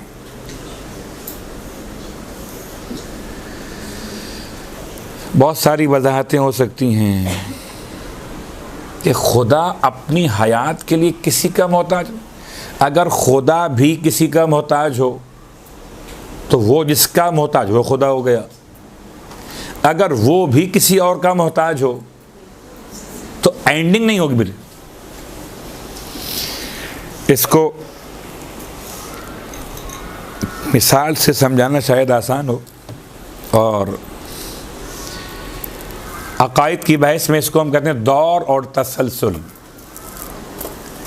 या तो ये बात घूम के वापस यहीं पर आएगी, या फिर इसका कोई सिलसिला नहीं होगा, यानी कोई एंड नहीं होगा। यह तस्बीह के दानों में से एक दाना ये मखलूक है, इसका खालिक कौन? कि अगला वाला। मैं मखलूक, खालिक कौन? मैं वालिद। उनका खालिक कौन? का उनके वालिद। उनका कौन? का उनके वालिद। अब आप जाइए, एक हद तक आप पहुंचेंगे इस आखिर दाने के ऊपर। अब इस आखिर के बाद भी इसका खालिक कौन? या तो पहले वाला वो। यहां से बात शुरू की थी हमने। तो इसका मतलब क्या हुआ कि एक ही वक्त में खालिक भी मखलूक भी, और ये मुमकिन नहीं। तो या तो ये तस्बीह के दानों के अंदाज से घूम के वापस आएंगे, इसका नाम है दौर। और दौरान को कहते हैं चौरंगी, घूमना। इससे लफ्ज़ दायरा, गोल चक्कर लगाना। जहाँ से चले थे वापस वहीं पे आ गए, या फिर निकल गए और कोई एंड नहीं है। कोई तो एंड होगा, बस जो एंड वो खुदा है। आप फिर कहें जी उसका खुदा कौन है? इसका एंड नहीं हुआ अभी। अकायद की बहस है, खुदा की ज़ात के बारे में बात कर रहे हैं। सुब्हाना मन अज़ल्लल खलाइक़ बिल मौत, उसने अपनी मखलूक़ात को जलील किया है मौत के ज़रिए से।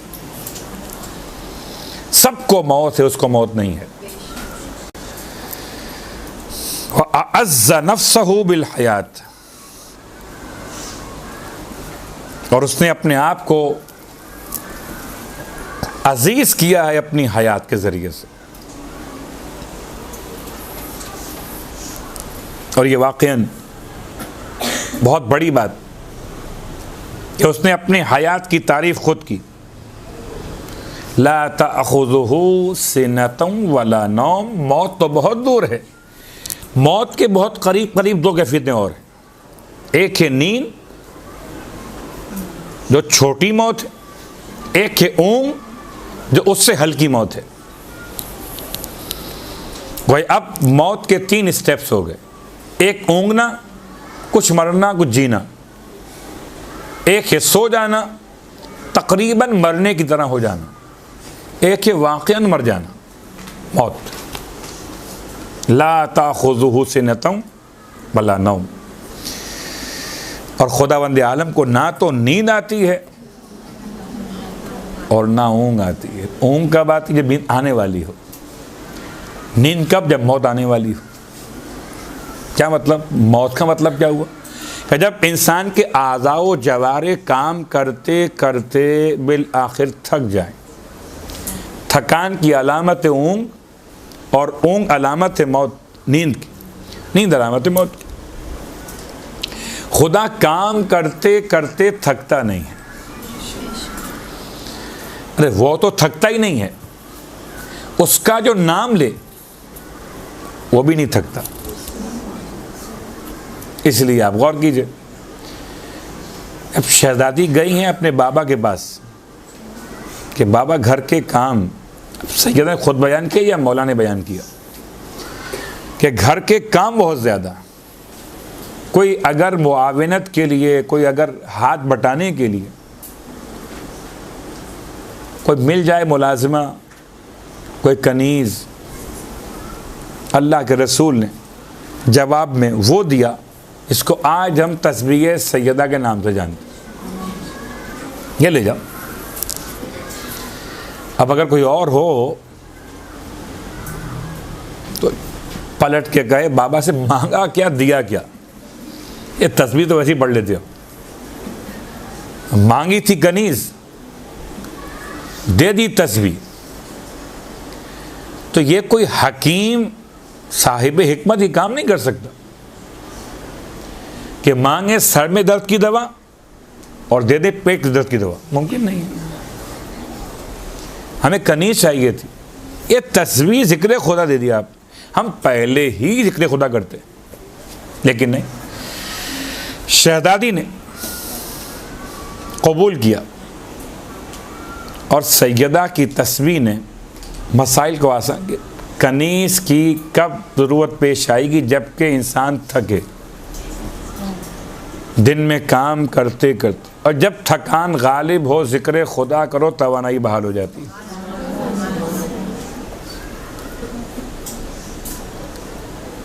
यानी कभी कभी आप कहते हैं ना कुछ तवानाई वाले खाने खा लीजिए तो इससे आप ज़रा बेहतर फील करेंगे, कुछ आपकी थकान कम हो जाएगी। तो अगर खुदा का नाम लेंगे, सुबहाना मन अज़ल्लल खलाइक़ बिल मौत व अअज़्ज़ नफ्सहु बिल हयात, वो ऐसा ला ताख़ुज़ुहु सिनतुन वला नौम। क्या मेरा परवरदिगार है, कुर्बान जाइए, कि ना सोता है ना ऊँगता है। बाकी हर गार्ड, हर मुहाफिज कहते हैं कि वो आग़ाए तक़ी बहजत अल्लाहु मक़ामहू से आयतुल्लाह उल उज़्मा इमाम खुमैनी ने इरशाद फरमाया था, अब वो हयात दोनों हयात थे, कि अपने सिक्योरिटी के लिए अपने साथ गार्ड रख लीजिए, हम गार्ड भेज देते हैं आपके लिए। मखसूस अंदाज से सर झुकाए हुए, सर उठा के फरमाते हैं, रूहुल्लाह ये बताओ जो हमारे गार्ड होंगे उनका मुहाफिज कौन होगा? हमारे मुहाफिज तो वो हो जाएंगे, उनका मुहाफिज कौन होगा? रूहुल्लाह ने जवाब दिया, आका उनका मुहाफिज अल्लाह परवरदिगार मौजूद है। फरमाया रूहुल्लाह जो मेरे मुहाफिजों की हिफाजत कर सकता है, मेरी क्यों नहीं कर सकता? ला ताख़ुज़ुहु सिनतुन वला नौम।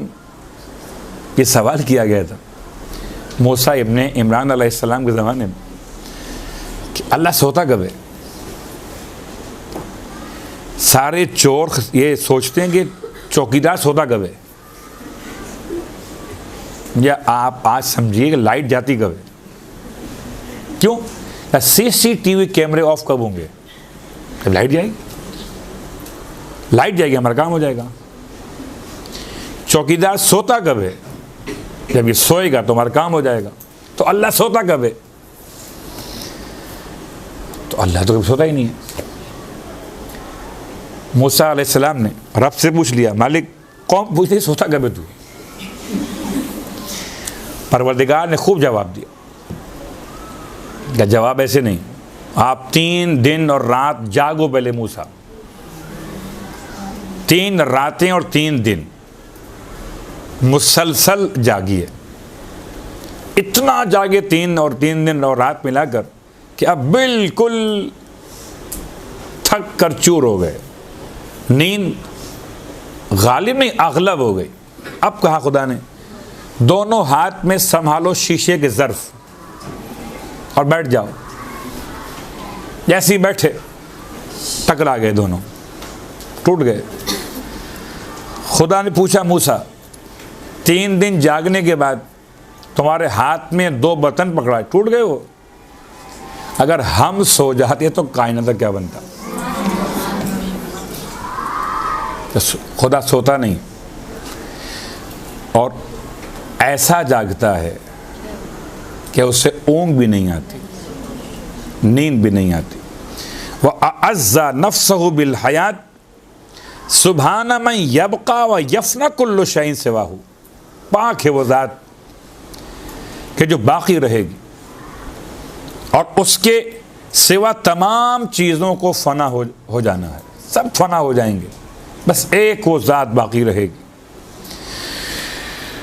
और आखिरी बात,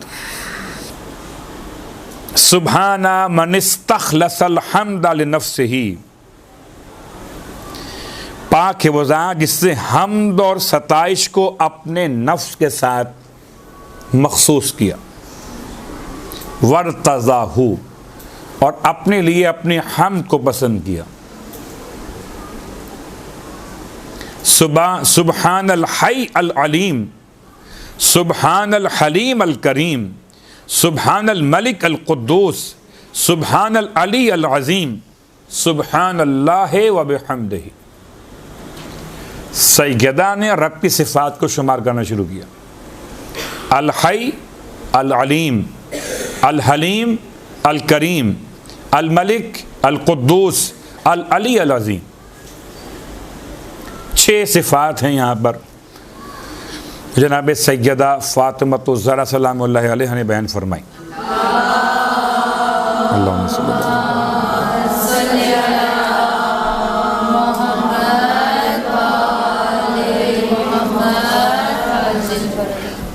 6 सिफ़ात में सिफ़त नंबर 1 है हई, खुदा ज़िंदा है।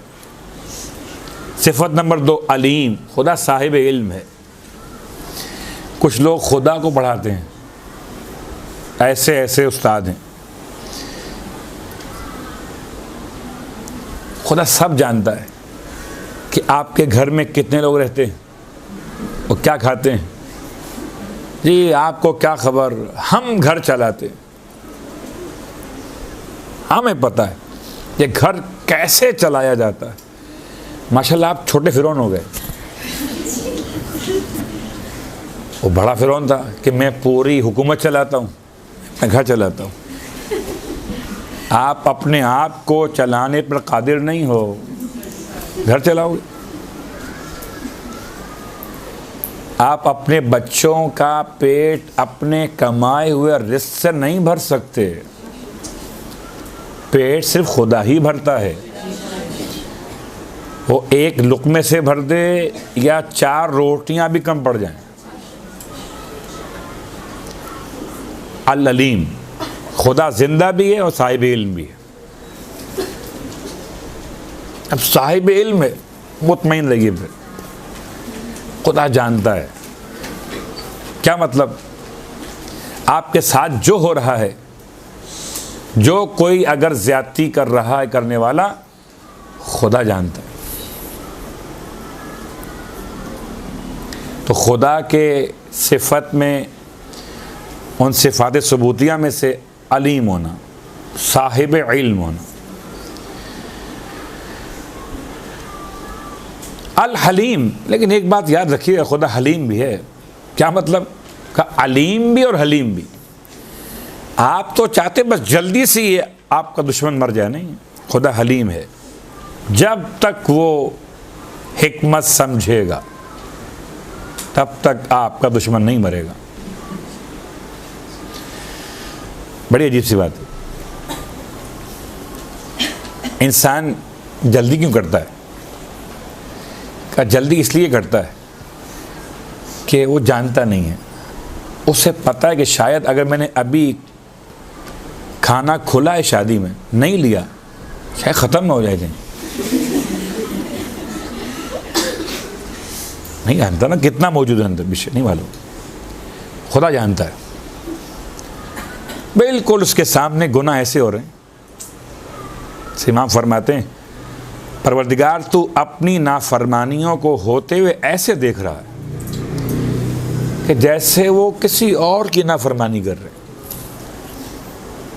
उसे मालूम, इन्होंने जाना कहाँ बच के, वो जानता है ला युमकिनुल फ़िरारो मिन हुकूमतिक, तेरी हुकूमत की सरहदों से भाग कर निकलना मुमकिन नहीं है। वो जल्दबाजी क्यों करे?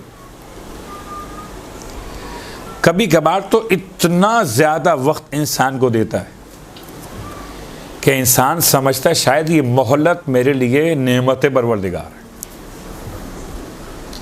जबकि वो मोहलत इंसान की तंबीह के लिए होती। तो अल हई अल अलीम, अल हलीम, खुदा साहिब हिल्म है। आप चाहते हैं इंतकाम फौरी, नहीं, ऐसा नहीं होगा। 1400 साल हो गए करबला के वाक़े को, इंतकाम हुआ? अल हलीम क्यों नहीं हुआ? जब तक कोई एक भी ऐसा मोमिन अभी किसी की सुल्ब में हो जो दुनिया में ना पहुंचा हो और मुहिब्बे हुसैन बनना हो, तो कैसे इंतकाम हो जाए? अल करीम और हलीम के साथ साथ खुदा करीम भी है। अभी आपने गौर किया, पहले वो हई है, फिर वो अलीम है, फिर वो हलीम है, फिर वो करीम है। हलीम का करीम से क्या ताल्लुक़? बड़ा ताल्लुक़ है। एक तो वो हलीम है, इंतकाम देर से लेगा, फिर आप चाहते हो कि उसने अगर आपको एक थप्पड़ मारो आप उसको 2 मार दो, नहीं, वो करीम है। हलीम भी है और करीम भी है। वो उतना ही इंतकाम आपका लेगा जितना आप पर जुल्म हुआ है। वो इंतकाम लेने में भी क्या है? करीम। एक मारूफ आयत सूरह मुबारक बनी इसराइल की, वमन क़ुतिला मज़लूमन फ़क़द जअलना लिवलिय्यिही सुल्ताना, और जिसे जुल्म के साथ कत्ल किया गया हो हम उसके वली को देते हैं सुल्तनत, इख्तिदार। फ़ला युस्रिफ़ फ़िल क़त्ल इन्नहु काना मंसूरा। अब उसे चाहिए कि खून बहाने में इसराफ ना करे। क्यों? कि इन्नहु काना मंसूरा, उस पर खुदा की नुसरत का नुज़ूल हो रहा है। अल हलीम अल करीम। अल मलिक अल कुद्दूस, मलिक माने बादशाह, कुद्दूस माने जिसमें कोई खामी कोई खराबी ना हो। आमतौर पर बादशाहों में खराबियां पैदा हो जाती, खुदा ऐसा बादशाह है। युसब्बिहु लिल्लाहि मा फिस समावाति व मा फिल अर्ज़ अल मलिक अल कुद्दूस अल अज़ीज़ अल हकीम, आयत नंबर 1 सूरह जुमा। अल मलिक अल कुद्दूस। और आखिरी बात, सुब्हान अल अली अल अज़ीम, खुदा अली भी है और अज़ीम भी। अली माने बुलंद, अजीम माने अजमतों वाला बुलंद। कभी कोई बुलंद होता है? अच्छा, हर बुलंद अजीम नहीं होता, याद रखिए। काबे की छत पे बुत रखा हुआ था तो अली तो हो गया, बुलंद तो हो गया, अजीम भी था नहीं।